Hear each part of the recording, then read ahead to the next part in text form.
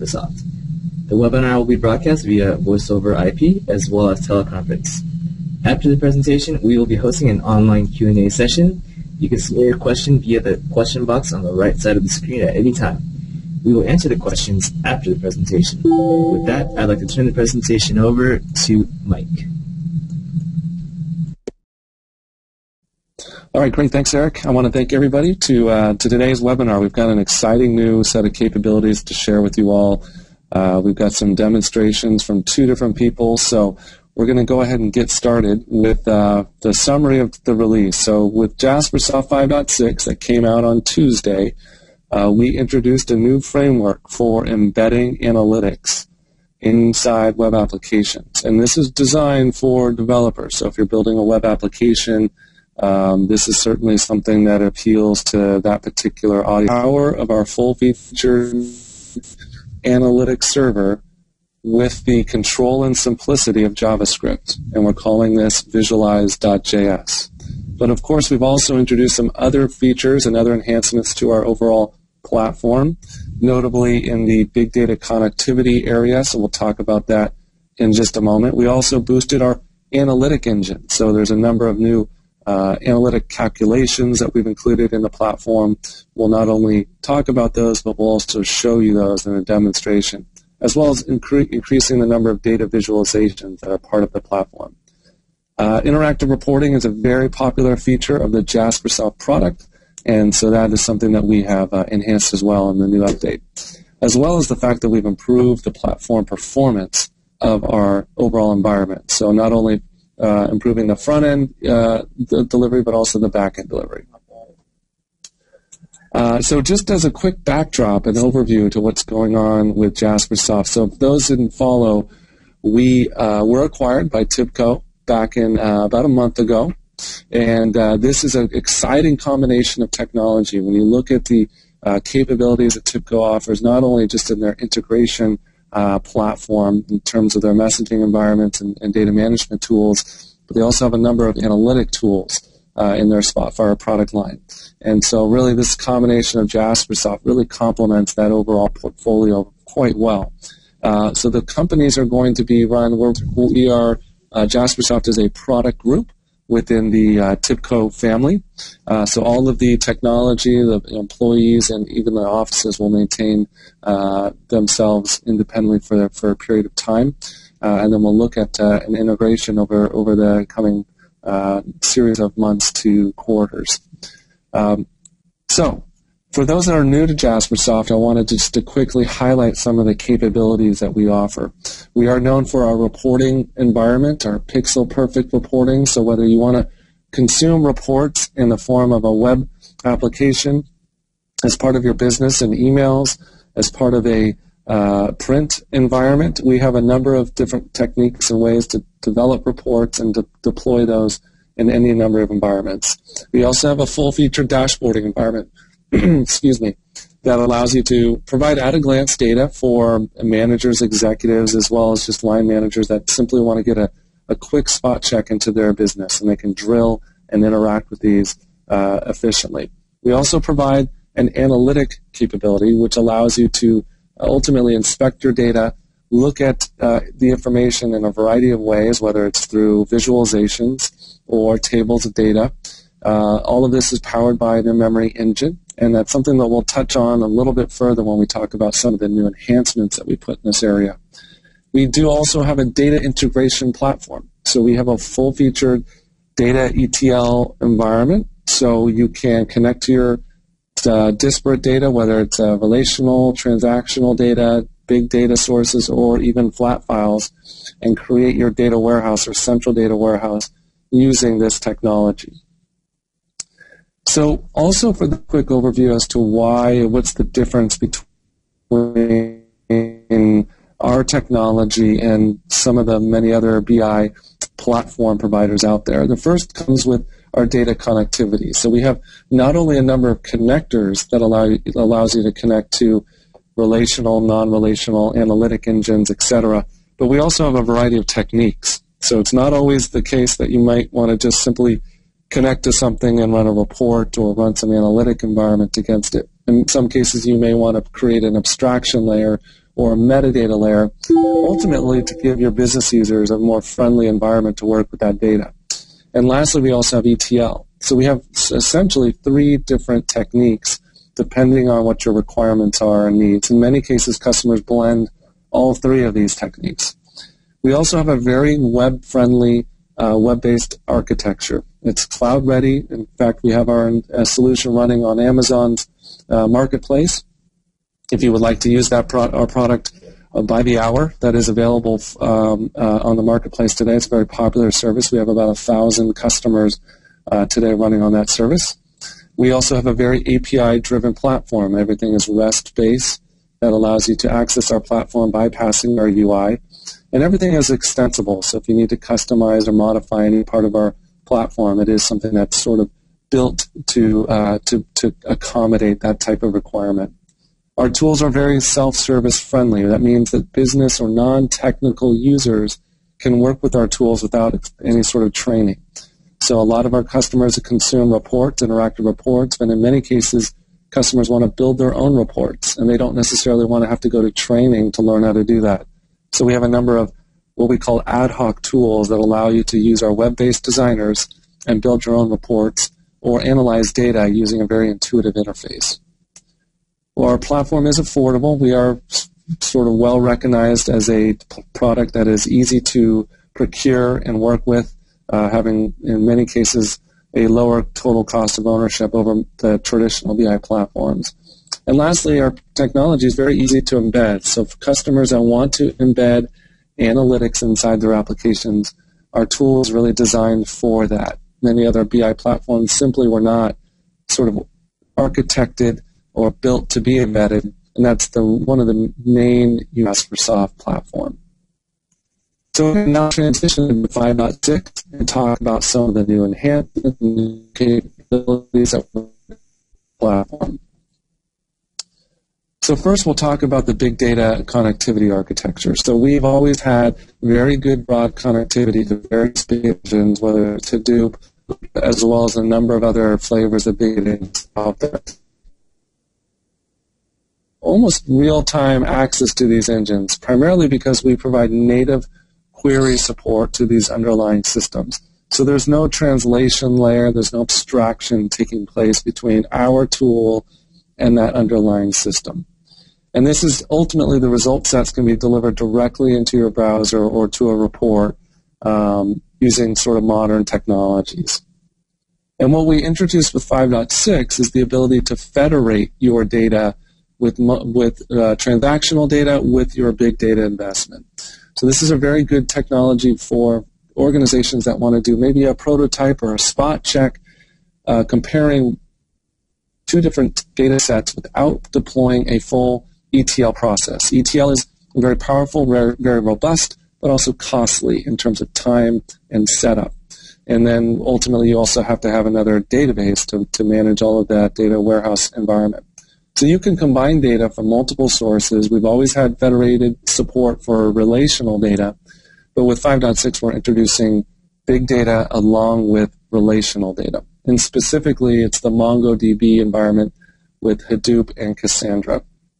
We've also enhanced our native connectors, so that's something that we always have to keep up to speed on. The underlying technologies of big data are moving very quickly, and so we've done a number of improvements to get up to speed on the latest and greatest interfaces that are available, again, under those 3 technologies, Mongo, Hadoop, and Cassandra.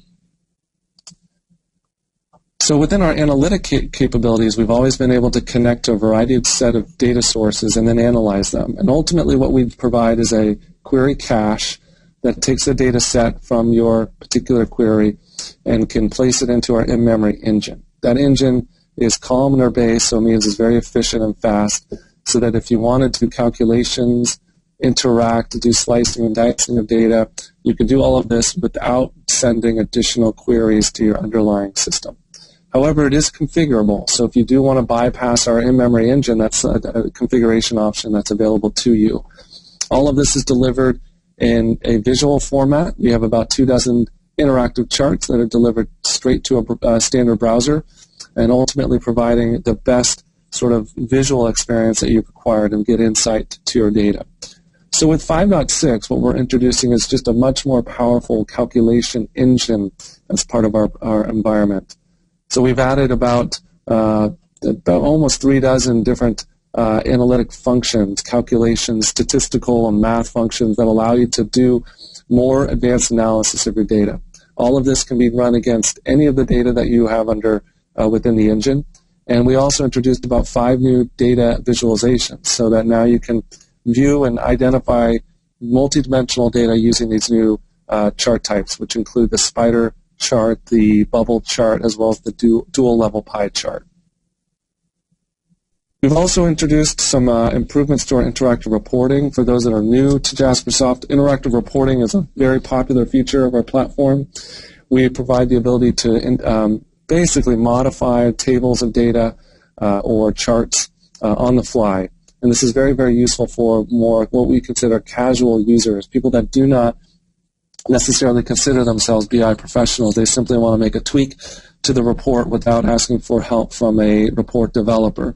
You can get this interactivity from Jaspersoft through our reports that are designed with our desktop report designer or our web-based designer. And this interactivity essentially comes for free, so it's not extra coding on behalf of the developer. So what we've introduced with 5.6 is the ability to zoom in and out of report views of data. So if you have a grid of data, typically a cross-tab or table of data, and it's very dense and the font format or style is quite small, you can zoom in and out just like you would a PDF viewer. We also have the ability to search for strings of data throughout these reports. So large formatted reports, you can identify specific items within those reports. A very popular feature request from some of our larger financial services clients. And ultimately, we also provide a table of content sort of viewer that allows you to step through the report. If it's got chapters or sections, you can quickly skip through the various sections of those reports using our table of contents viewer.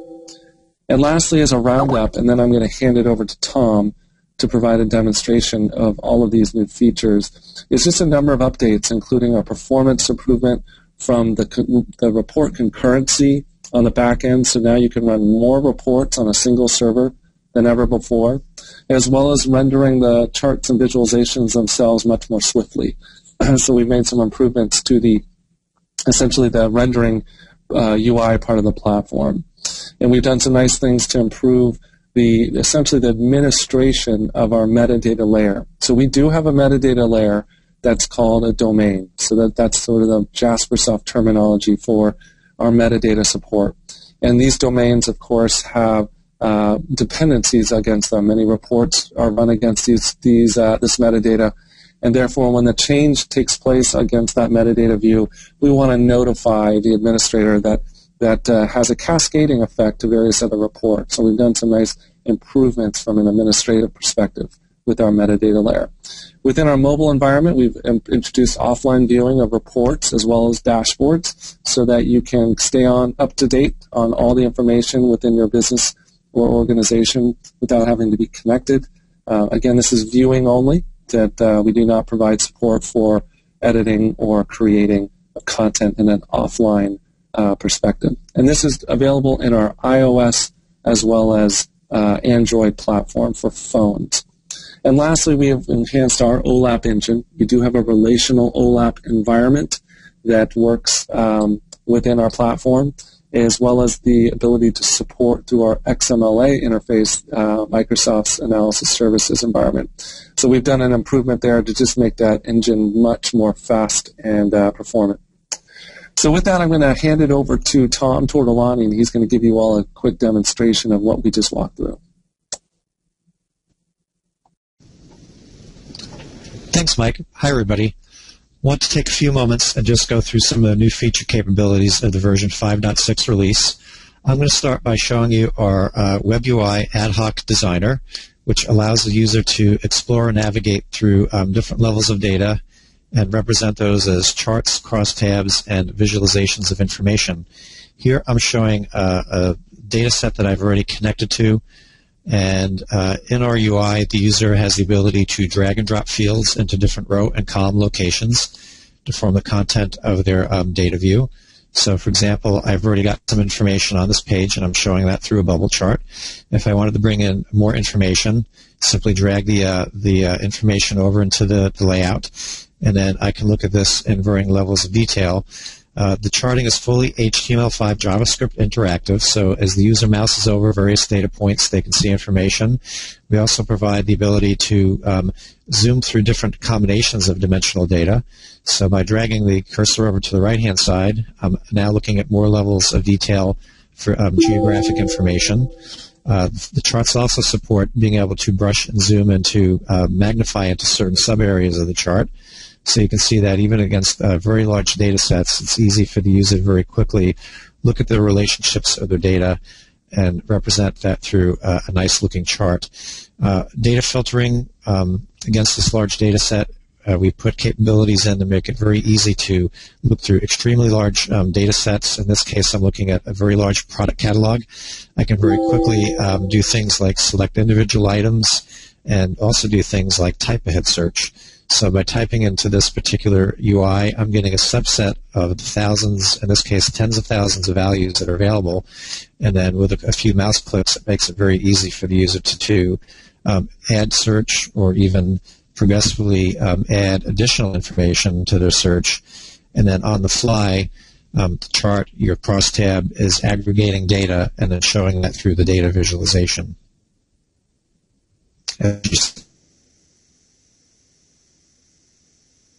User-defined chart is showing information from the data source for store sales, but then I've also, as a user, calculated some additional information for margin, and in this case, dollar per square foot. And I'll give you an example of what some of the calculation capabilities are.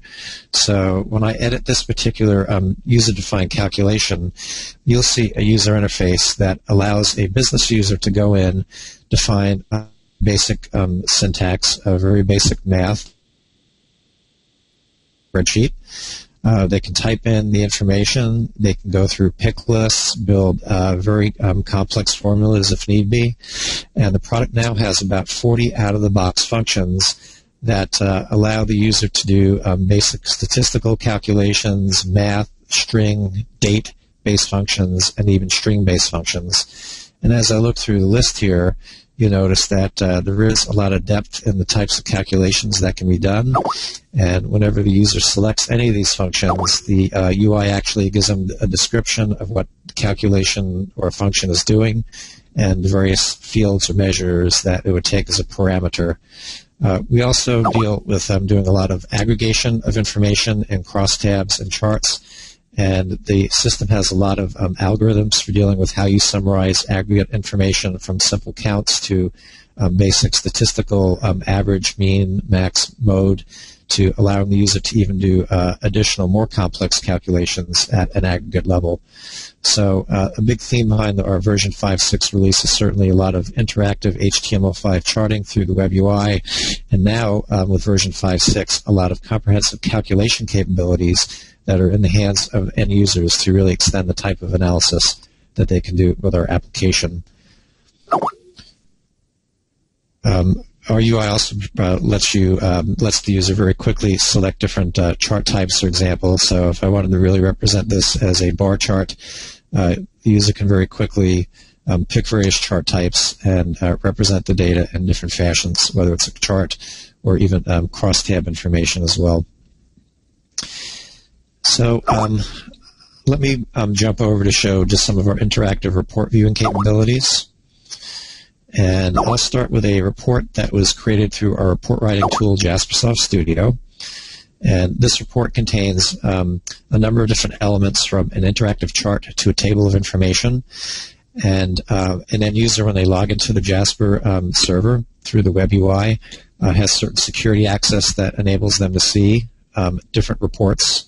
And the reports are fully interactive. So, for example, if I want to take information that's in a particular column, maybe I want to change the width of a column in the report or reorient that column into the page, on the fly, do sorting of information. Didn't quite want to do that, but on the fly. The user can also do things like filter, sort their information, do conditional formatting of the content, and still have the capability to do things like select from different input controls as part of the report, change the chart type as well through this UI. And with some of the additional capabilities in version 5.6, the ability, much like a PDF viewer, to magnify the content to, for example, fit the width or height of a page, maybe a little too big, really giving the user complete control over looking at the information on the report. Many of the reports that are developed might be dozens or hundreds of pages, so we've introduced string search capabilities that allow the user to very quickly jump to a page that contains content. And by typing in a string, the UI will do is jump to the page that contains that string and highlight that information. And then the user can progressively search through content as they search backwards and forwards through a report page. I also want to show very quickly the concept of having reports with an online table of contents. In Jaspersoft Studio, when you define reports, you have the ability to define bookmarks and anchors. And in this release, those bookmarks and anchors then show as basically as a table of contents for the end user. So this report might have been partitioned off into a number of different sections, and then simply by looking at the table of contents, a user can jump to that part of the report in this page, in this case, page 7 of a 47-page report, to quickly get at the information that they need to see. So I know we've got a lot to show you with our new technology, Visualize.js. So I'm going to go ahead and hand control back over to the team, and then I'll be around later for questions at the end of the session.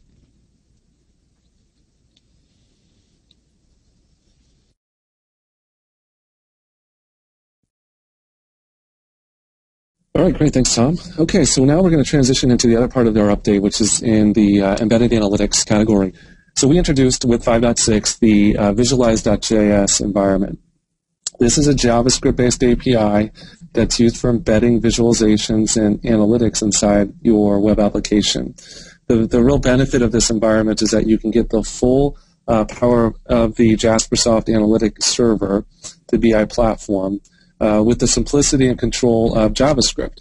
Ultimately, what we're trying to achieve is a more simple to use, more deeply integratable BI environment for developers so that they can ultimately deliver more interactive visualizations, more data within that application for end users. Doing this with less code. So ultimately, many BI platforms, including ourselves, have delivered a lot of interactivity using an iframe.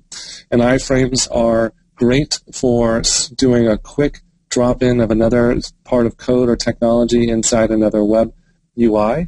However, that frame is essentially almost like a dumb terminal. There's really very little that you can interact with in terms of passing parameters into that frame or out of that frame, as well as just controlling the look and feel. It's a little bit more difficult to achieve that using an iframe. So ultimately, what we think is this framework will provide all of the interactivity and control that developers are looking for with all the power that they can leverage from Jaspersoft. Ultimately, writing less code, getting to market more quickly, and ultimately trying to get out of the business of building a homegrown BI stack when there's a full-featured BI stack available for you from Jaspersoft.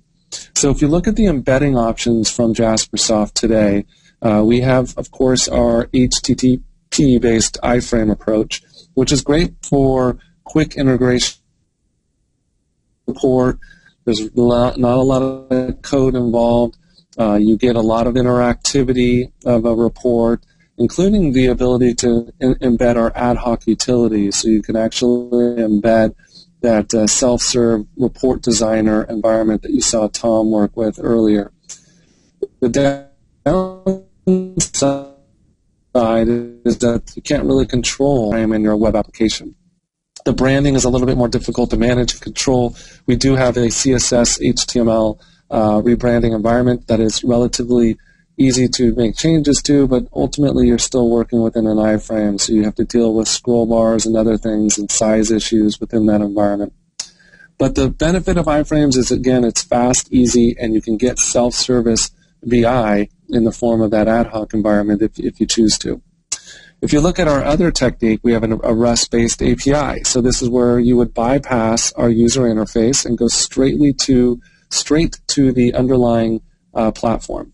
That is something that gives you a lot more control as a developer. You can control how the input and output of the element is achieved. You can also control the look and feel, because ultimately you're controlling that particular branding and style. This is really good technique for viewing reports or displaying a report repository inside your application. It's very good for in-app integration. The downside is that the interactivity of those reports do not come with a lot of interactivity out of the box. So you would have to build that yourself in terms of creating a number of interactive functions to that particular BI widget. You wouldn't be able to get advantage of the self-service capabilities, as well as the fact that if you wanted to do more advanced BI, you'd have to build that yourself. So that means there's more coding. So folks, developers like this approach because they want to ultimately control the look and feel. They may have more advanced requirements in terms of the type of integration they want to do and perform.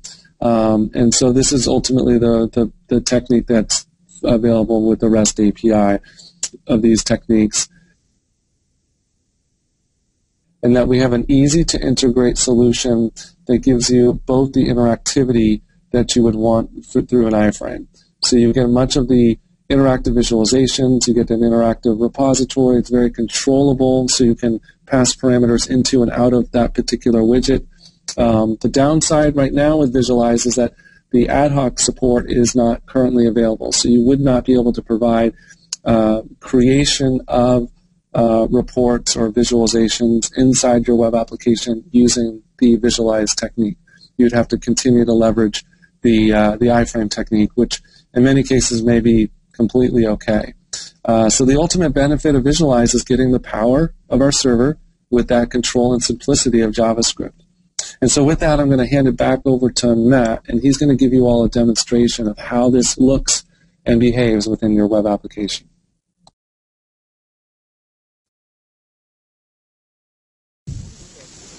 Good morning, everyone. I'm Matt Heck. I'm one of the UI engineers here at Jaspersoft, and I will be showing you a demonstration of a project we put together to give us a, pardon me just a moment here, trying to bring this up. I'll just share the whole screen then.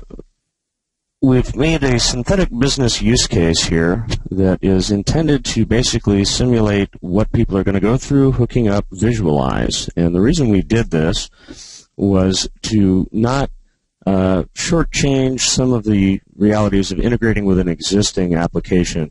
We have a lot of code samples that are available for you to go through, but we wanted to see what the actual process would be like hooking up to an existing application. So what you see here is a travel website that we actually licensed from another company, and I'll show you how it operates here, and then we'll talk a little bit about what we might do with it. Now, by the way, before I pull up a result, notice what we have here is a fairly straightforward, kind of an older style, very, very typical web application. Most of this page has been dedicated to advertising. There really isn't any value added from the user's point of view for any of this. We'll go ahead and pull up the results. This, of course, is the only reason to use the site. We've got our various flight results here.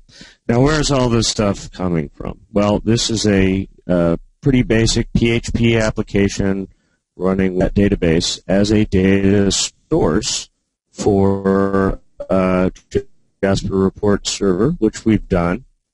Let's say we had a chart, something like perhaps this, that we want to use to show the delays for any particular airport. How might we use something like this? Our end result here quickly so that you get an idea where we're trying to go, what change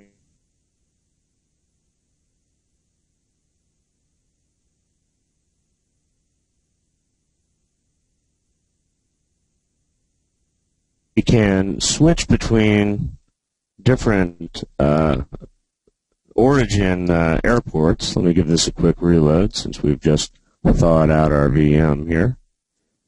And as we change this combo box, we'll re-render this report with airports near our new origin. So now I've switched to New York, and here we can see JFK, LaGuardia, and so on. If I switch to Baltimore, we should see BWI and Dulles and all these. So now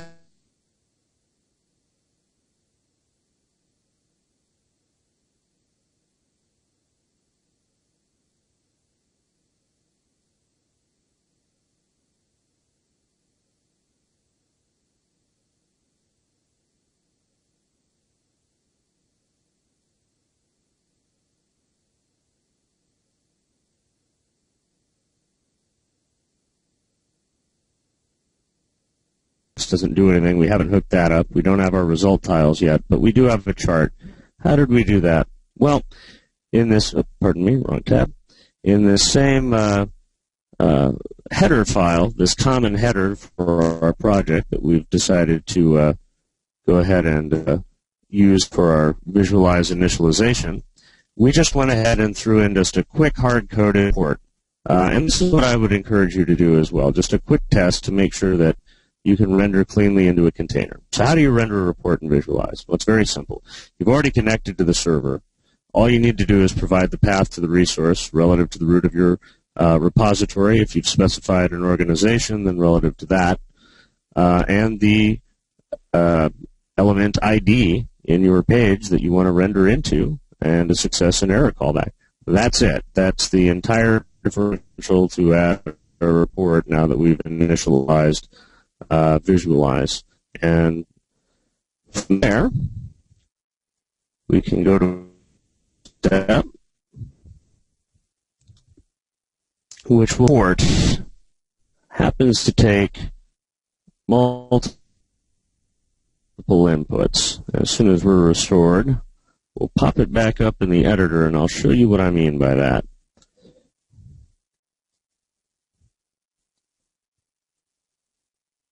Oops, excuse me. Okay.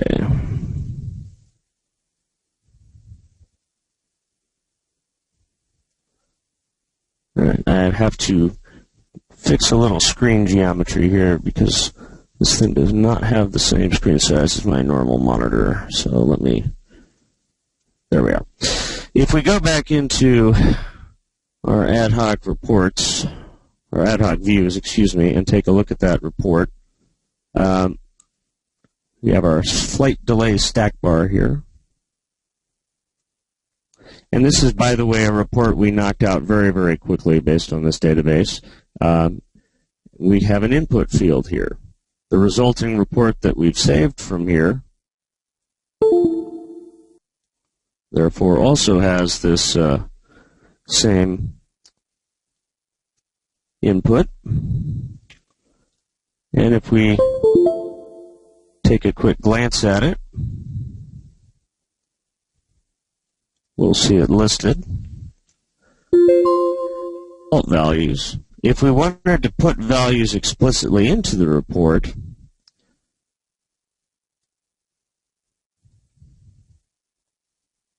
that's done just like this. We define a JSON block, a JSON object that has all of our input sets, and then we're going to simply pass argument to our report rendering function. It's that simple.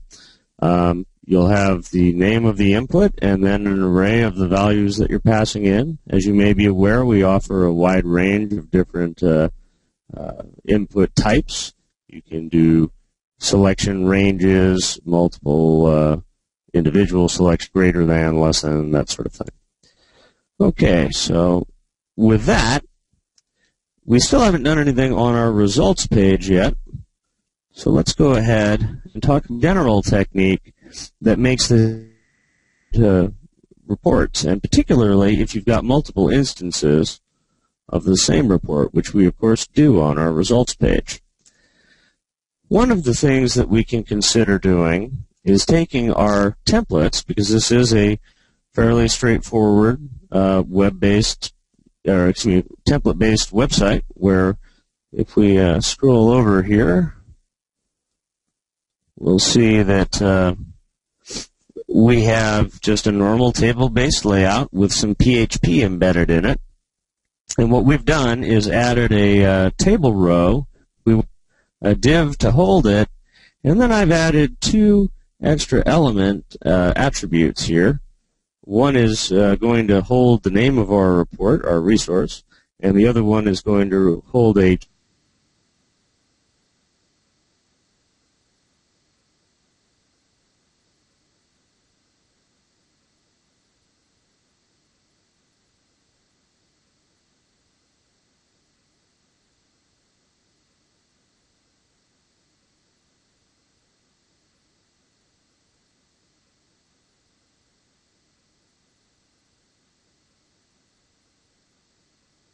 But in our case, the technique we found useful to use was this.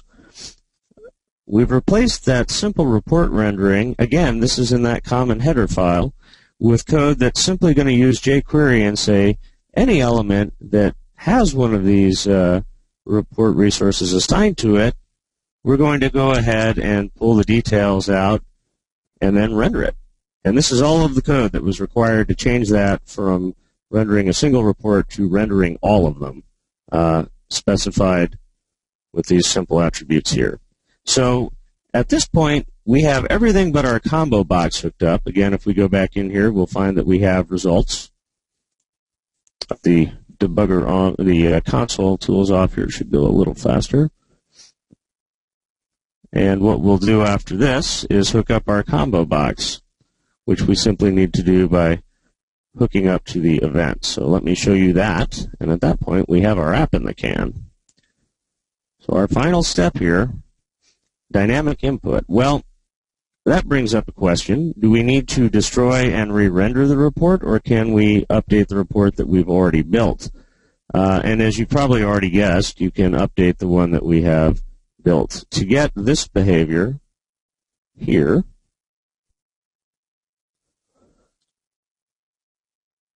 we built out a little table that gives us a map of our nearby airports. This was for our convenience in this application. And we took our existing drop list there. And I want to stress, this is a control that existed in the application as received. We're talking about hooking up to controls that are already in your existing assets. We've simply hooked up the change event to get the selected option. We're building our additional values for our input control out of this array up here. And then to change the report, all we do is pull our existing report out of a little array we have for our convenience, and the call is simply params, which will update the report, and then run to run it again. And that's it. That's all the code that's required for that there. Here's the storage for the object that's holding our active reports. And that's the entire change set for that. And with that, we have our complete demonstration. Now, this is a fairly basic example, but let me show you one of the benefits you get from using, excuse me, let me set a flight that's actually going to make sense. And then I'll show you one of the benefits that we can get from using JRS to do these charts and visualize to render them. One of the problems with maintaining a website, of course, is that in many cases anyone working on your content has to know to a large degree how to do a fair amount of web development and design. We've been able to avoid some of that here. Let our ad hoc. Actually, note for the moment that we have our security delays on the right. Let's say we've decided that doesn't really make sense. You encounter security before you encounter departure, after all. So let's go ahead and flip that. And we'll show you one of the payoffs for this is that we'll go ahead and just change those, save this out, recreate the report. It happens that I named this slightly differently. If you don't make my mistake, you won't have to.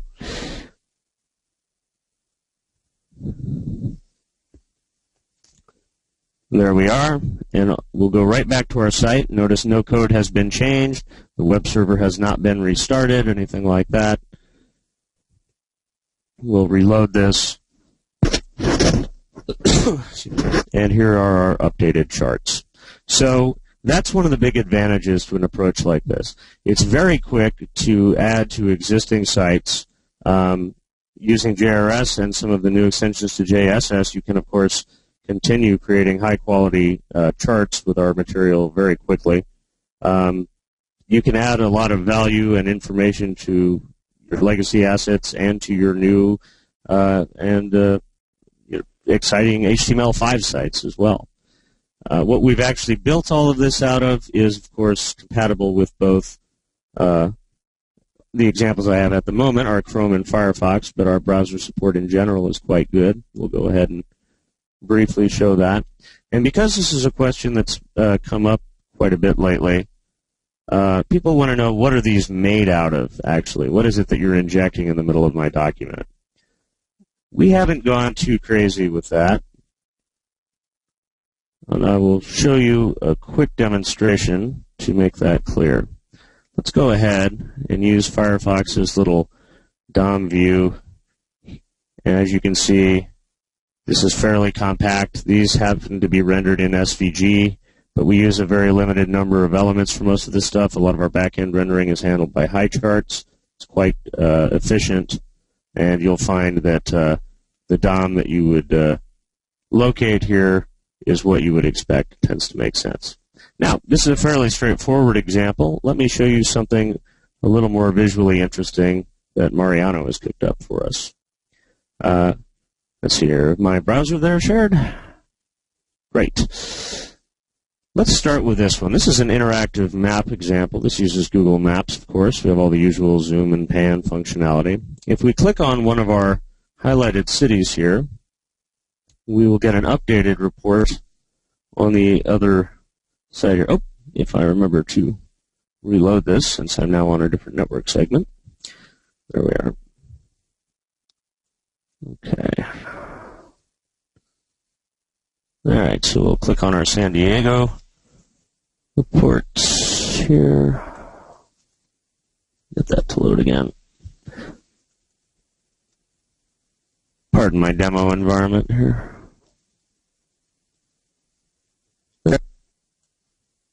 Here's our Alameda chart, or San Francisco, pardon. Zoom in there a little bit so I can actually click on those. And I think we have one more example here. There's Beverly Hills. So this is an example of getting input events. Both of these, by the way, are reports. And we can get the information out of one report on the left and use it to change the input criteria on the report on the right. Mousing over the data points gives you a convenient way to see their details. We have another example here where we can use a chart type, use a pie chart to drive a bar chart on the right. This reminds me, actually, let me go ahead and change this to a stack bar here as an example. Does that work for this one? Let's try that. There we are. Yeah. Sorry, the Windows demonstration I have here seems to be complaining about the network a bit. There we are. And so this functionality, being able to change between these different chart types, is available but can be disabled if you specifically don't want it for a particular demonstration. And finally, let's show using an input control to filter some values in the report. Yeah, this is from reloading these on the other segment. Okay. We'll filter this down for anything with sales of over $50,000. And there we are. If we clear this, we'll get the initial report. Now, the code for these last several examples, along with some demonstration material for the individual API functions, is available up on our website.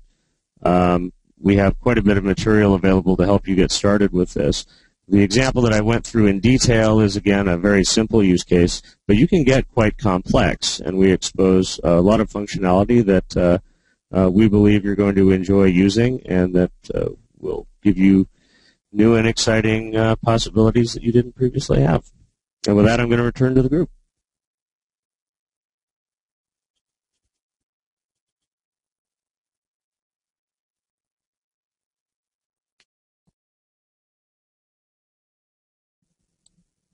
All right, thank you, Matt. And we've got just a few wrap-up slides. Now would be a good time to send in your questions if you haven't already done so. We will have some time to do some fairly intensive Q&A if you guys have the questions. So what's next? So if you want to go ahead and get started with what you saw today, then you would go to our download page on Jaspersoft.com.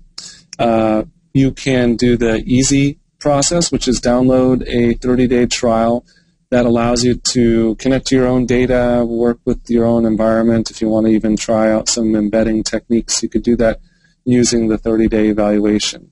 What you saw today in terms of all of the capabilities is part of our commercial edition product. So I've gotten a few questions already about what about, is this in the community edition, and when is the community edition for 5.6 coming out? So at the end of the day, this is a commercial-only release. We will be doing our community edition release shortly. It's not currently available.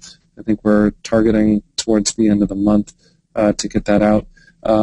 Visualize.js in particular works with our commercial server. So if you are looking to take advantage of that new capability, that is something that comes with our commercial environment. So again, if you want to take a look at that, I recommend going to our Jaspersoft.com site to download the product, or if you want to get started with Visualize, there's a more step-by-step instruction on our website at Jaspersoft. I'm sorry, our community website, which is our community.jaspersoft.com/visualize.js. If you also want to just play with the tool and you don't want to download it, you don't want to actually connect your own data, you just want to get a sense for the end user capabilities, so I would recommend the hosted trial version. It's 3 days. You work with a sample data set. Within a few hours, you can really get a handle on the capability of the product. So that's really good for just a quick, tire-kicking session. And then if you see something you like, then I would recommend downloading the product. So with that, we're going to go ahead and transition over to our Q&A portion of the event. So I'm going to put this on pause here. I think I might have lost my GoToMeeting console. Just one moment here. Yes, I have. Okay. This happens from time to time on the Mac. If you work for GoToMeeting, I'd love if you fix this problem. So I've lost my Q&A box. So maybe right now, if we can kick it off with either Matt and or Tom, do they have any questions to start with? Because I'm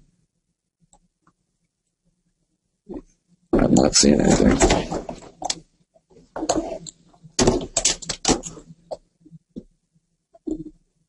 All right.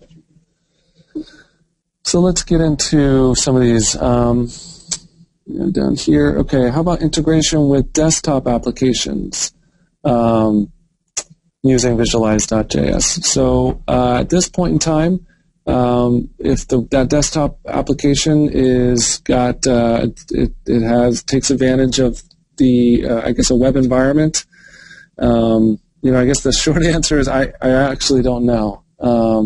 I think it depends on what you're building your desktop application in, what sort of interfaces you're working with. I would imagine that it's possible, but obviously this tool is very well suited for web-based applications and web-based stacks. So I would have to, you likely want to contact our sales group, and they could, through a quick Q&A, identify what technology you're working with and just see if there's compatibility. So the when will this be available on the Amazon Marketplace? So that is something we're working on. That should be available in the next week or so. So that's something that we're actively building, working to get out there. So stay tuned for that.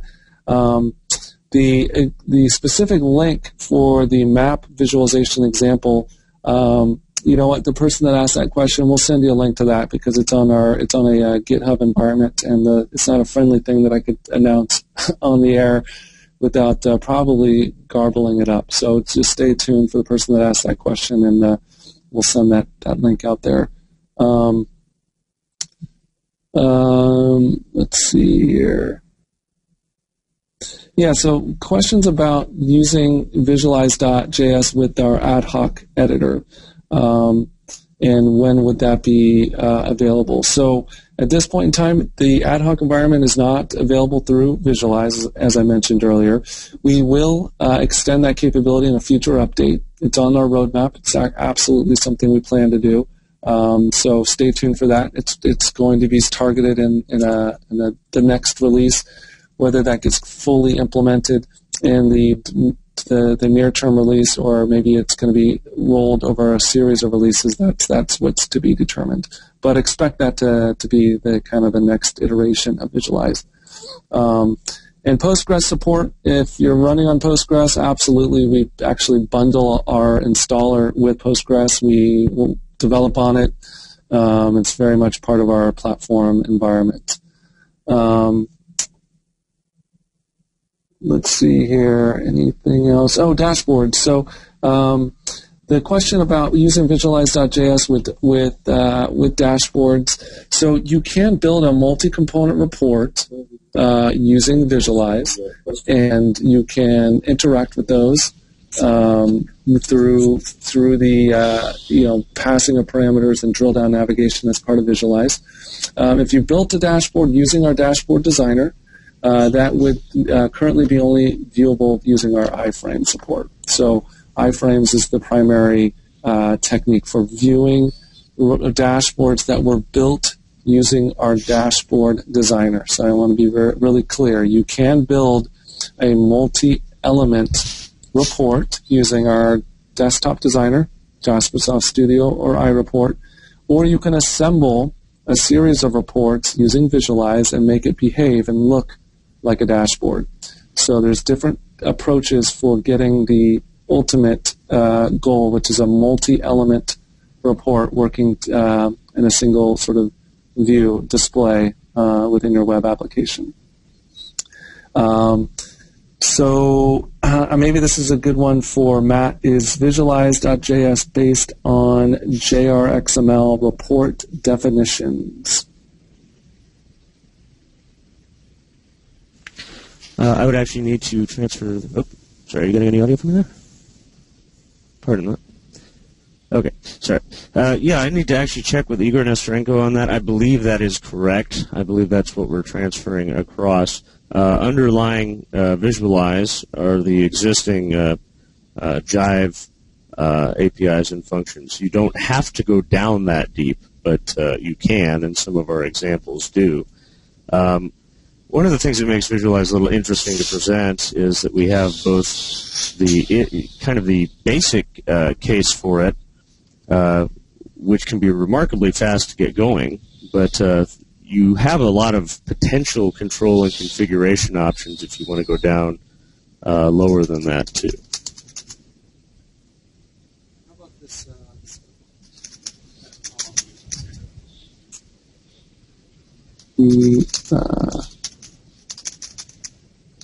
Just like the branding. So could you please?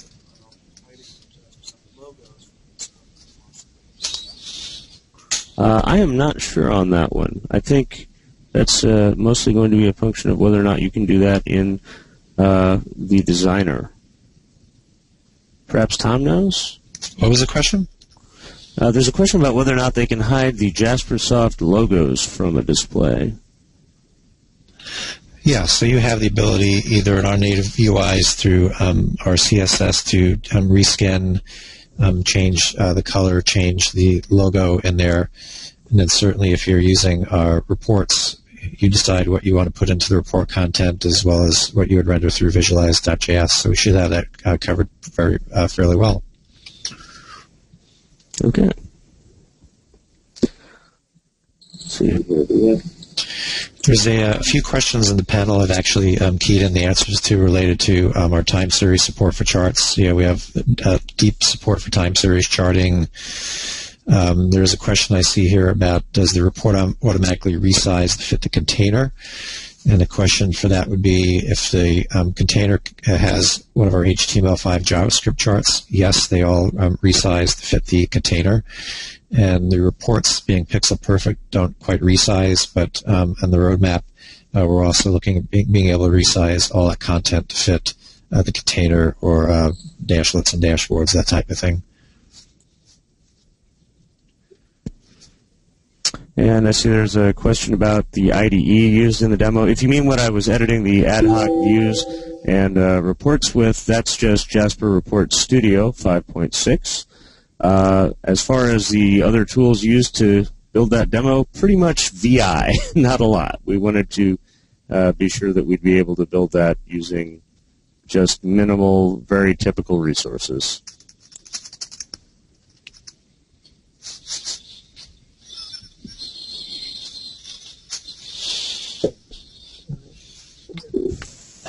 Node.js is not being used by Visualize, to the best of my knowledge. And the minimum Internet Explorer browser version for Visualize, I believe, is IE 8. Newer is always better, of course, but I believe 8 covers the feature set. Backbone, I believe, does get used internally for some of the rendering. We have gone to a lot of effort to make sure that we do not pollute the global namespace, and we should be able to coexist with any other instances that are there. Backbone and jQuery both have no conflict capabilities.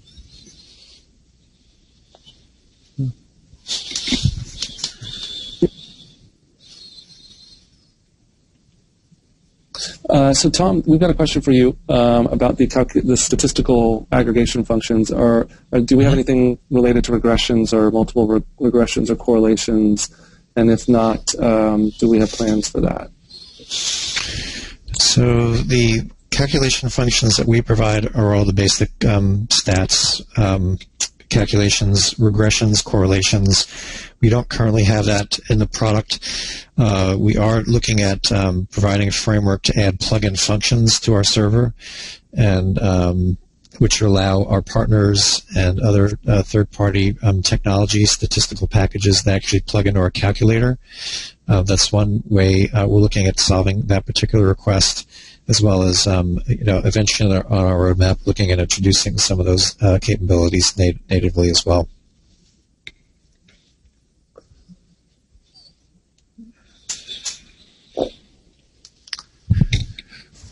I notice we have a question about getting this demo in-house. We do make a video of these presentations available.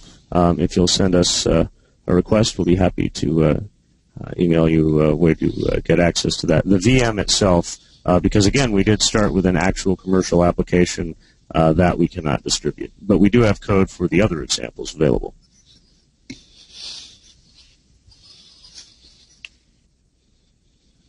Okay, so I think what we'll do is there's a few questions that we're going to answer directly in the chat box. So for those that have got some questions in the queue, we'll go ahead and handle it that way. For everyone else, I want to thank you all for attending. We will send you a link to the recording. If you do want to get immediate access to the slides, they will be posted to our SlideShare account. Just go to slideshare.net/Jaspersoft. Those will probably be posted in a few hours. And with that, I want to thank everybody for their time today. Hopefully this was helpful, and keep us in mind for your next project. And that's it. Have a good day.